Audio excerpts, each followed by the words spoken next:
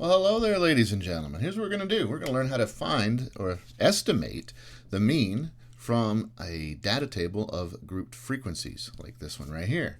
So, well, let's do it, shall we? So first of all, the first thing I want you to be aware of is what the mean is. When you're doing the mean, when you're finding the mean, what you're finding is the average, which is the sum of all the values divided by the total frequency. So, as you know, if you had this list of scores, and you wanted to find the mean, what you would do is you would add up all the values, right?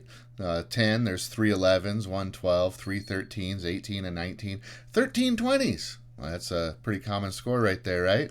And so on. And then you would just divide by the total number of frequency, which would be 30, and that would give us an average score of 17.5 out of 25. That's how many points were on this quiz. This is actually real data, right? So that's how you'd find the exact mean, right?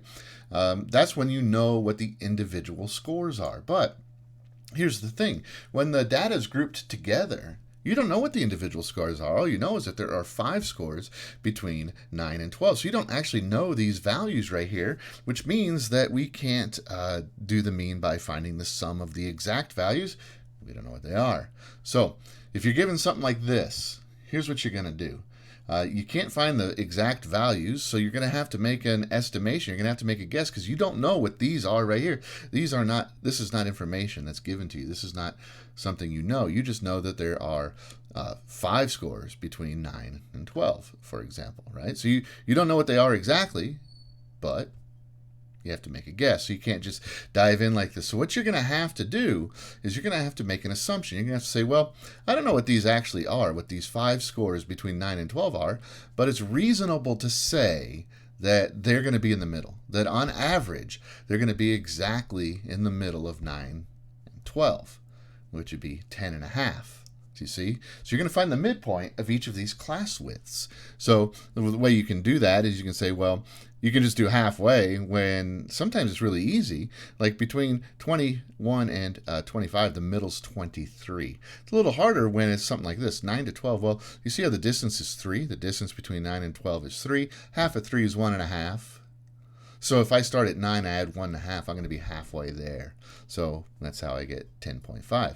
So what you're going to have to do is you're going to have to make that assumption. You're going to have to find the midpoint of each of these class widths. Now again, the reason we're using the midpoint is it's a reasonable guess. We don't know, there's 14 scores between 19 and 21, and we're not going to be given this actual list of the exact data.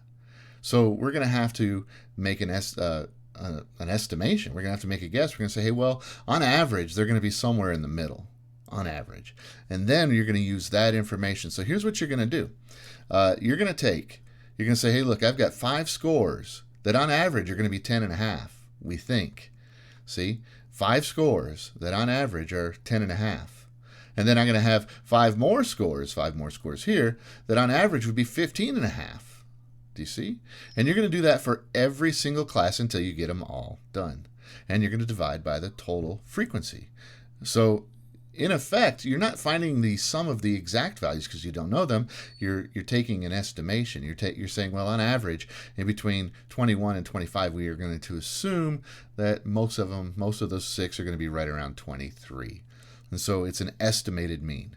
All right. So when you do that, you've got 5 times 10.5 plus 5 times 15.5 plus 14 times 20 plus 6 times 23, all divided by 30, and that's going to give you an estimated mean of 18.3.